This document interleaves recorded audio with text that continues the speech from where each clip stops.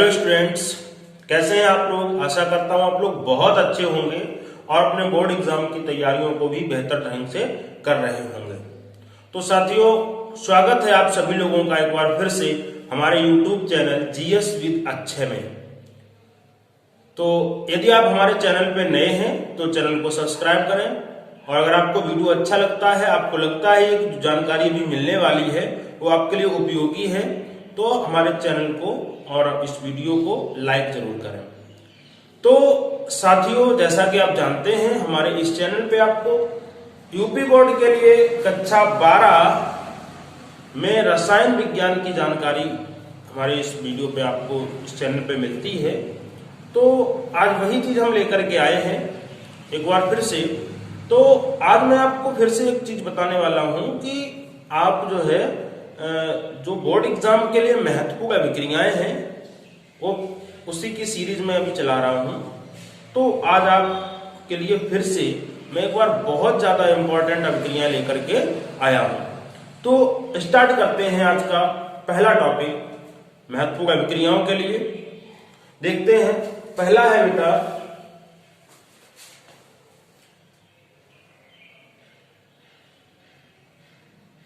Williamson संश्लेषण। बहुत important अभिक्रिया है।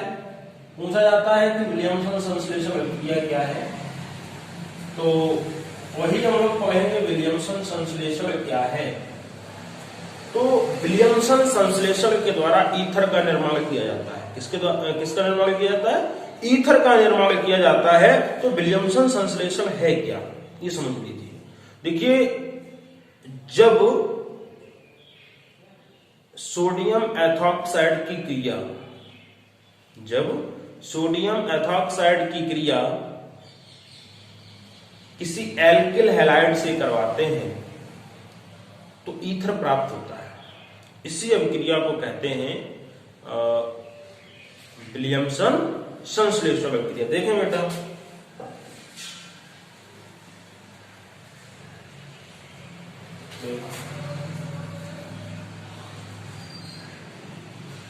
जब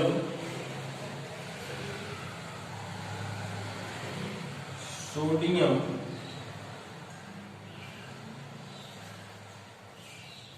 एथॉक्साइड की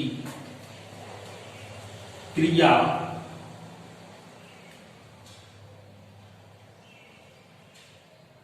एल्किल हैलाइड से कराते हैं तो ईथर प्राप्त होता है। यह अभिक्रिया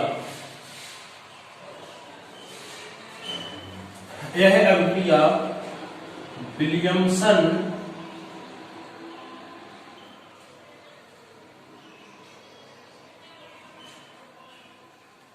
संश्लेषण कहलाती है। देखो बेटा, देखो सोडियम एथॉक्साइड, ये आवश्यक नहीं है कि आप सोडियम एथॉक्साइड ही लें, कोई भी आप एल्कासाइड ले सकते हैं। तो हमने यहां पे सोडियम एथॉक्साइड लिया है C2H5ONA। ये क्या है बेटा? सोडियम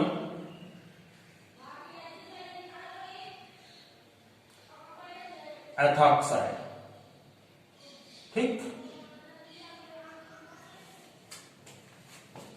और एल्किल हैलाइड, तो यहां पे हम ले लेते हैं एल्किल हैलाइड में C2H5। Br ले सकते हैं, I ले सकते हैं, क्लोरीन ले सकते हैं, कोई भी ले सकते हैं, कोई दिक्कत नहीं है। ठीक है, ये हो गया एथिल ब्रोमाइड। जब इसकी क्रिया करवाते हैं तो बेटा इधर ये नेगेटिव है, ये पॉजिटिव है, ये पॉजिटिव है और ये नेगेटिव है। ठीक है, तो पॉजिटिव नेगेटिव के साथ, नेगेटिव पॉजिटिव के साथ, तो C2H5O और C2H5 ये जुड़ जाएगा। C2H5O C2H5 प्लस बचा क्या Na और इधर Br, ये बन गया NaBr। इसका नाम है डाई एथिल ईथर। ये भी यहाँ पे आवश्यक नहीं कि आप यही लें C2H5Br ही लें, आप यहाँ पे CH3I ले लो, समझ रहे ना, तो C6H5Br ले लो, कोई दिक्कत नहीं है। ठीक है, ये आपकी यहाँ पे अभिक्रिया कंप्लीट होती है। देखते हैं अगली अभिक्रिया। तो अगली अभिक्रिया है आपकी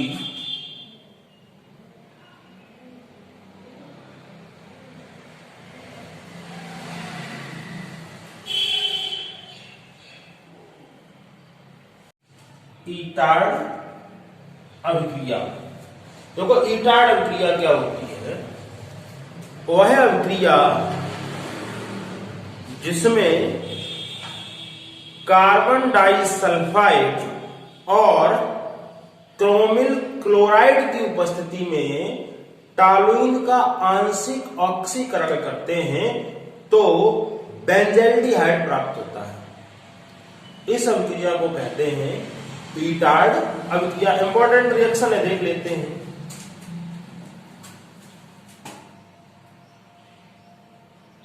वह अभिक्रिया जिसमें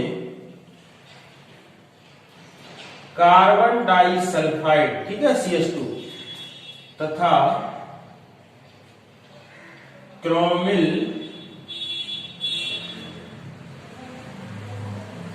क्लोराइड, वह अभिक्रिया जिसमें CH2 तथा क्रोमिल क्लोराइड की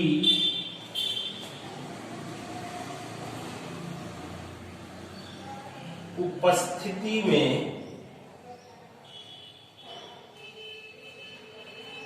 टॉलुइन का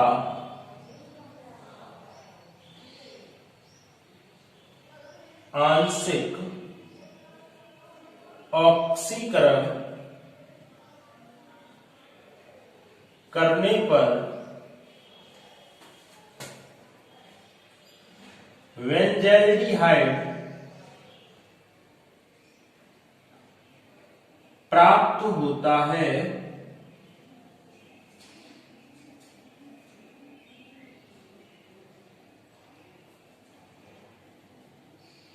बेंजल्डिहाइड प्राप्त होता है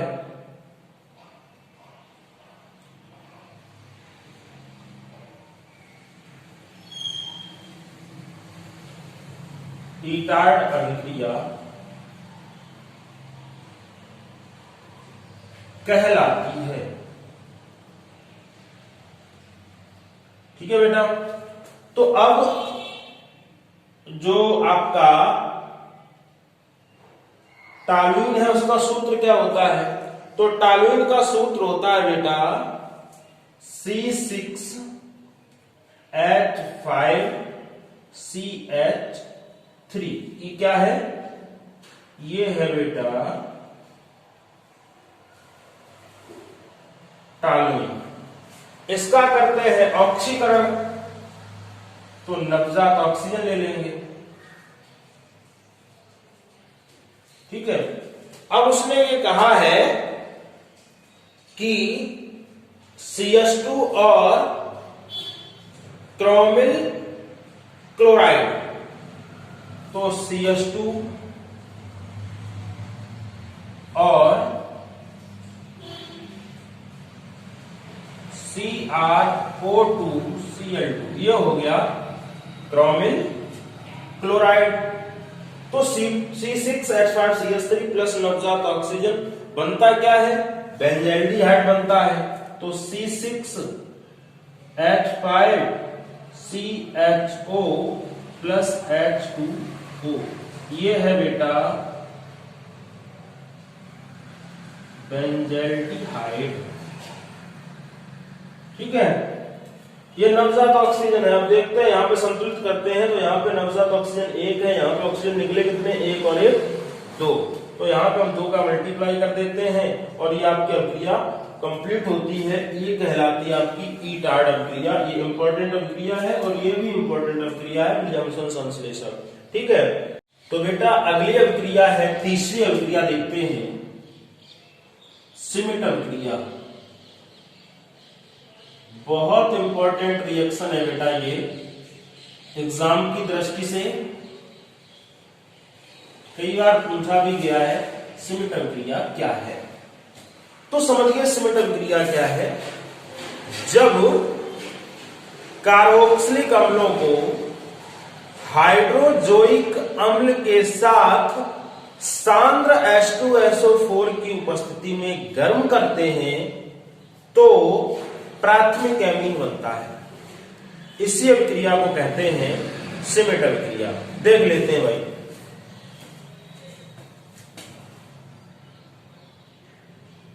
वह अभिक्रिया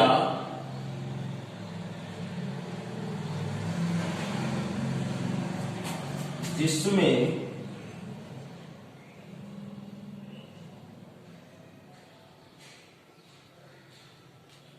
कार्बोक्सिलिक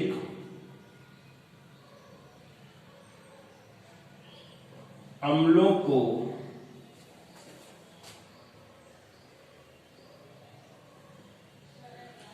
हाइड्रोजोइक अम्ल के साथ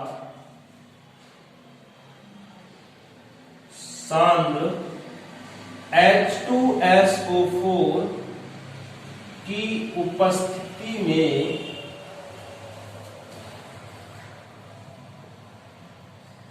गर्म करते हैं तो प्राथमिक एमीन बनता है। यह अभिक्रिया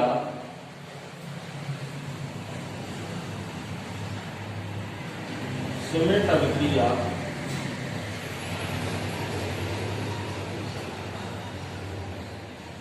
कहलाती है बेटा। ठीक है, वह अभिक्रिया जिसमें कार्बोक्सिलिक अम्लों को हाइड्रोजोइक अम्ल के साथ सांद्र H2SO4 की उपस्थिति में गर्म करते हैं तो प्राथमिक एमीन बनता है। ठीक है, सिमिट अभिक्रिया हो गई, इंपॉर्टेंट रिएक्शन है, वेरी वेरी इंपॉर्टेंट रिएक्शन है। तो देखें, कार्बोक्सिलिक अम्ल जानते हैं जिसमें COOH ग्रुप होता है, तो हमने ले लिया यहां पे CH3 COOH। ठीक है, हाइड्रोजोइक अम्ल, तो हाइड्रोजोइक अम्ल का फॉर्मूला जानते हैं? नहीं जानते हैं?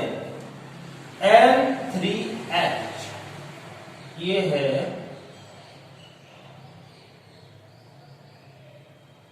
हाइड्रोजोइक अम्ल। ये तो आप जानते हैं क्या है, एसिटिक अम्ल। किसमें पाया जाता है? हाँ, सिरके में। सांद्र H2SO4, तो हमने ले लिया सांद्र H2SO4।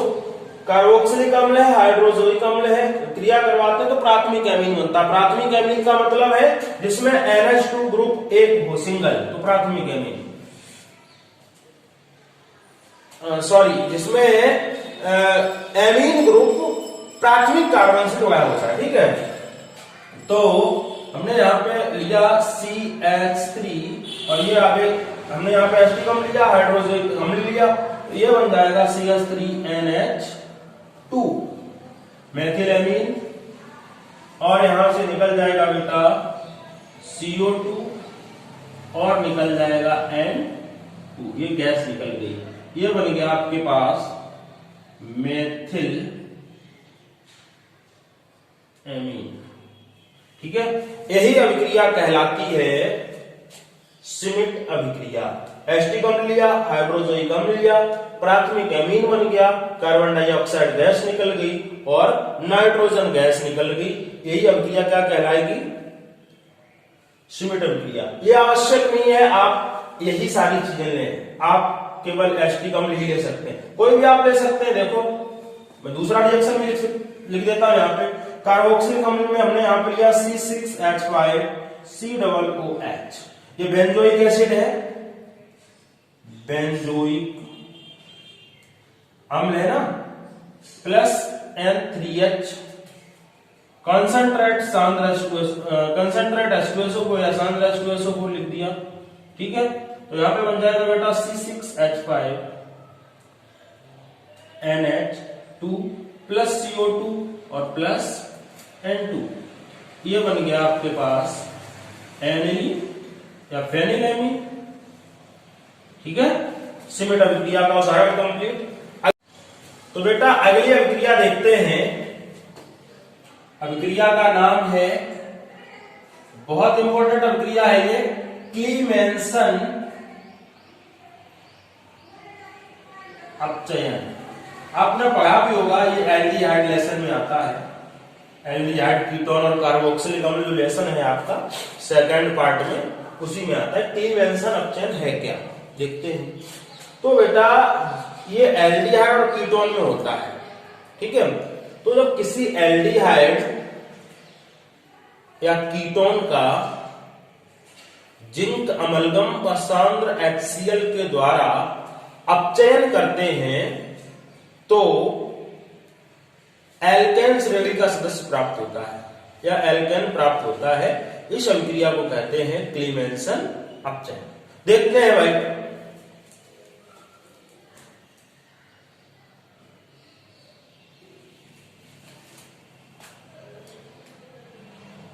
जब एल्डिहाइड या कीटोन का अपचयन ZnHg व सांद्र HCl के द्वारा करते हैं तो एल्केन प्राप्त होता है। इसी को कहते हैं बेटा क्लीमेंसन अपचयन। देखो भाई, जैसे एल्डिहाइड में हमने यहां पे लिया मान लो HCHO, ठीक है। अपचयन करेंगे तो हाइड्रोजन ले लिया, जिंक अमलगम ZnHg और सांद्र HCl, तो हमें यहां पे प्राप्त होगा बेटा CH4, एल्केन श्रेणी का सदस्य हो गया, और प्लस H2O, ठीक है। इसको संतुलित करते हैं तो यहाँ पे 4 और 2 6 हाइड्रोजन है, यहाँ पे 2 हाइड्रोजन, यहाँ पे 4 यहाँ पे हो जाएंगे। ये हो गया आपका, ठीक है। ये है आपका फॉर्मेल्डिहाइड, नवजात हाइड्रोजन, और ये है मेथेन, ठीक है। तो ये मेथेन किसका है, एल्केन श्रेणी का सदस्य है। और भी अगर आप देखना चाहते हैं तो आप इसको और भी देख सकते हैं। देखें, फॉर्मेल्डिहाइड हो गया, एस्पेल्डिहाइड के ले लो CH3CHO प्लस नवजात हाइड्रोजन ZnHg प्लस सांद्र HCl, ठीक है। तो यहां पे हमें प्राप्त हो जाएगा बेटा C2H6 प्लस H2O। ये क्या है, ये एथेन ग्रुप है, ठीक है। तो जैसा कि आप देख रहे हैं यहाँ पे 3 और 1 4 हाइड्रोजन, इधर 6 और 2 8, तो यहाँ पे 4 का मल्टीप्लाई कर देंगे, संतुलित हो गया। और देखना है, बिल्कुल देख लेते हैं। CH3COCH3, ये क्या है, ये कीटोन ग्रुप का है, एसीटोन है, ठीक। नवजात hydrogen, same condition, ZnHg सांद्र HCl, है ना। अब देखो क्या प्राप्त होगा, वैसे ही प्राप्त होगा एल्केन श्रेणी का। देखें CH3CH2CH3 प्लस H2O, ये क्या है, ये प्रोपेन है ना, या C3H8, कुछ भी ले, कोई दिक्कत नहीं है, एक साथ ले सकते हैं, ठीक है। तो अब इसको संतुलित करेंगे, 3 हाइड्रोजन 2 हाइड्रोजन 3 हाइड्रोजन, 3 2 5 3 8 और 2 10। हमारे पास यहाँ पे है कितने, 3 और 3 6, तो 4 का मल्टीप्लाई कर दो। समझ में आ गई बात? क्लीवेंशन अपचयन कंप्लीट। ठीक है ना? अगली अभिक्रिया, अगली अभिक्रिया है 5 नंबर। अभिक्रिया का नाम है कैनिजारो अभिक्रिया। ठीक है, देखो बेटा, ये अभिक्रिया ऐसे एल्डिहाइड देते हैं जिनमें अल्फा हाइड्रोजन अनुपस्थित होता है। ठीक है, देखो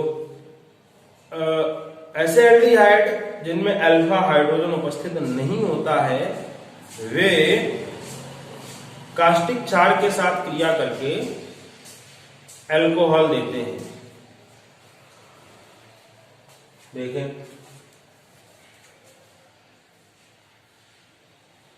ऐसे एल्डिहाइड जिनमें अल्फा हाइड्रोजन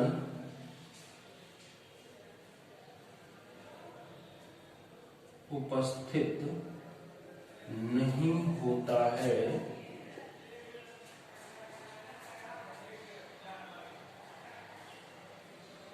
कास्टिक क्षार के साथ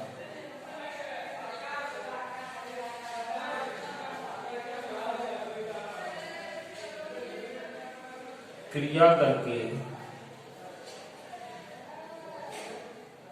अल्कोहल देते हैं।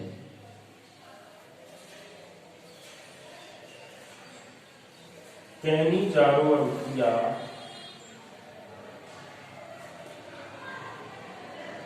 कहलाती है। ठीक है, तो जैसे हमने लिया फॉर्मेल्डिहाइड में अल्फा हाइड्रोजन उपस्थित होता है, HCHO प्लस कास्टिक क्षार NaOH ले लिया, तो यहाँ पे बनता है CH3OH प्लस HCOONA यानी कि सोडियम फॉर्मेट। ये है मेथिल एल्कोहल। ठीक है, फॉर्मेल्डिहाइड।